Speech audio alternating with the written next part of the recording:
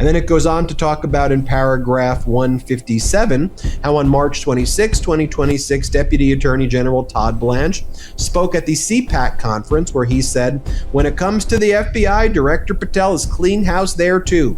There isn't a single man or woman with a gun, federal agent still in that organization that had anything to do with the prosecution of Donald Trump." And it goes on to talk about all the other times that Trump and Patel and Bondi have defamed them both before and during this horrific regime. Let's bring in Harry Litman from the Talking Feds podcast Substack and the Talking Feds YouTube channel. Harry, what a horrific work environment. I mean, now, you do not have to romanticize the FBI to understand why this matters. This is not about whether every federal agent is perfect. It is about whether the law still means the same thing when the target is powerful. If career investigators come to believe that the real rule is protect the boss or lose the badge, then the damage goes way beyond one bureau. It reaches every corruption case, every abuse of power case, every future decision about whether facts can still outrank politics. And that is why stories like this have to be covered carefully and relentlessly, not with gossip, not with blind tribal spin, with receipts. So if you want daily commentary that keeps the facts straight and says plainly what those facts mean, subscribe now. Because when truth starts costing people their careers, silence gets very expensive. For the rest of us, action complaint on information and belief, defendants have fired or pushed out employees for the following reasons: refusing to supply a list of all FBI employees who worked on January 6 related investigations so that those employees could be fired, being friends with other disfavored career FBI employees, being assigned to Special Counsel Jack Smith's investigation into alleged interference in the 2020 presidential election and the alleged unlawful retention of classified documents by the president, refusing to fire line FBI employees due to their assignments and without any finding of misconduct or due process, the false perception that they supported the Black Lives Matter protests, making protected disclosures about misconduct and political activities by defendants and others within the current administration, assignment to politically disfavored investigations. the complaint filed in federal court in Washington says the named plaintiffs Jamie Garman, Blair Tolman, and Michelle Ball are suing Patel, Bondi, the FBI, and the Justice Department on First and Fifth Amendment grounds, and they're seeking reinstatement plus class action treatment for a larger group of fired FBI employees. The filing says people were pushed out not for proven misconduct, but because of case assignments, perceived politics, protected disclosures, internal resistance to unlawful directives, and other alleged loyalty tests. And here's the contrast that should bother people across the board. This was not presented as a careful disciplinary process. AP reported the three agents say they were abruptly fired without cause and without a chance to respond after years of what the suit describes as exemplary service. The source video is right to focus on how ugly these allegations are, but here's what it leaves unsaid. The underlying Trump election case these agents worked on led to a 2023 indictment, and that case was later dropped after Trump returned to office because long-standing Justice Department policy bars prosecuting a sitting president. That matters because it reminds viewers these agents were working assigned federal cases, not freelancing some political vendetta. So why should viewers care? Because if case assignments become political contamination, every future investigator gets the message. Don't follow the facts too close to power. And once that message settles in, the rule of law gets weaker for everybody. Now let's get to the part Harry Litman zeroes in on why this may be stronger than a normal employment lawsuit. Required style. One strong opening line, one factual grounding section, one interpretation section, one payoff line that leads to the next block. Read that paragraph slowly. The complaint alleges a pattern, not a one-off. It says people were targeted over January 6th work, Trump-related cases, internal resistance, perceived ideology, and even personal characteristics. Now again, those are allegations, and a court still has to sort them out. But this is why the case matters. If even part of this is proved, then the issue is not hurt feelings. The issue is whether the federal government was turning law enforcement into a political loyalty test. Yeah, it is so naked and raw. And that quote by Todd Blanche at the Conservative Political Action Conference is pure gold.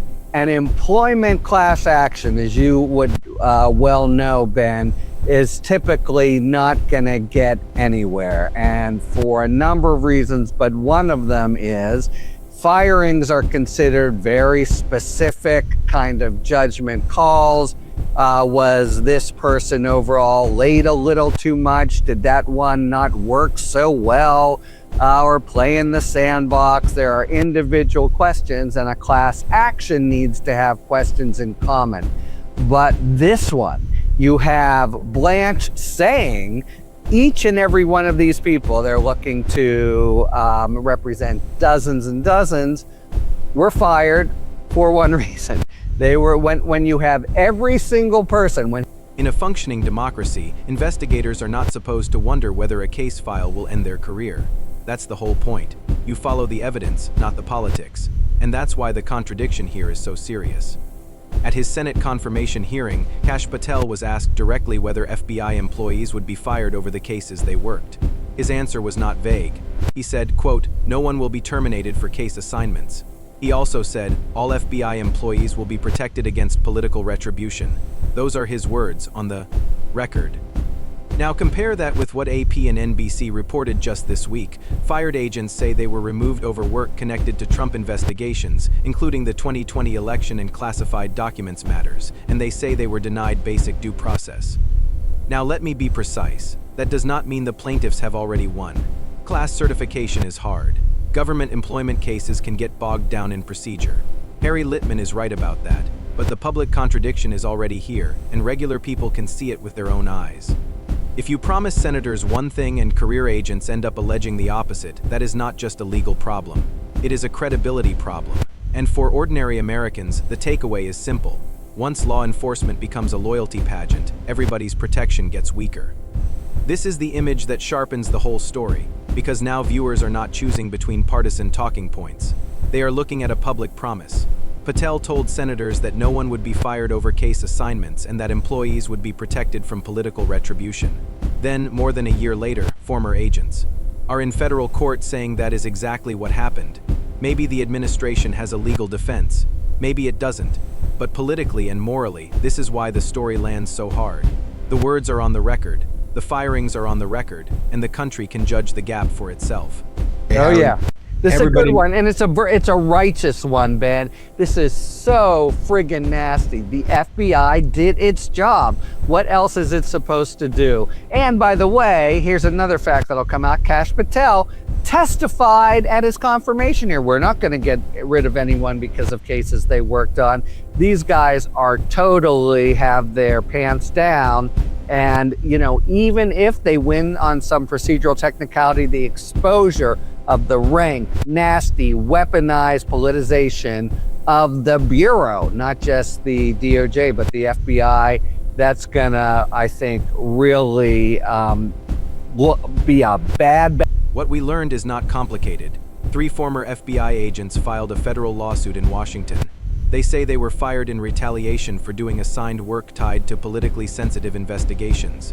The complaint tasks for reinstatement, due process, and broader class relief for other fired employees, and the public record. Includes Patel's own promise that no one would be terminated over case assignments, U.S. District Court filing via court listener. Now, you do not have to romanticize the FBI to understand why this matters. This is not about whether every federal agent is perfect. It is about whether the law still means the same thing when the target is powerful. If career investigators come to believe that the real rule is protect the boss or lose the badge, then the damage goes way beyond one bureau. It reaches every corruption case, every abuse of power case, every future decision about whether facts can still outrank politics. And that is why stories like this have to be covered carefully and relentlessly, not with gossip, not with blind tribal spin, with receipts.